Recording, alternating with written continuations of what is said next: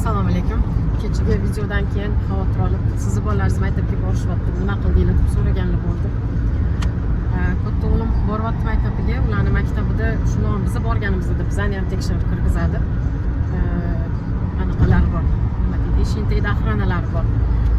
Ikkita kichkina qizimni maktablarida o'qituvchilari 2 kunga ish tashlash anaqasi qilishdan grev deyiladi. O'zbekchasini eslolmadim xullas. Ularda shunaqa narsa uyushtirilyapti va maktabga kelishmasin deb kecha yozib yuborishdi. Keyin u bolalar qayerdan olishgan anaqalarni, o'qotar qurollarni deb yozishibdi. Bittasini adasi shuni emniyat mudiri, nima deyiladi, ichki ishlar bo'limi boshlig'i. Ikkinchisi ov quroli bilan kirgan.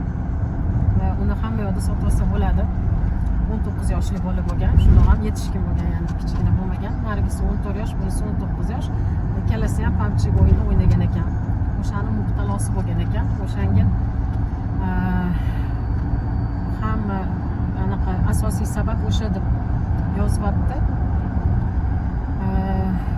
O'lgan bolalarning soni hali ham o'zgarmadi, 8 ta. O'qituvchi bitta, ayol kishi o'qituvchi. Yoshlari ham kattaroq ekan. Bolalarni qo'rqmayman, o'zini oldinga qo'yib, bolalarni orqaga qo'yib, ularni himoya qilgan ekan o'sha paytda. Otib tashlabdan bola.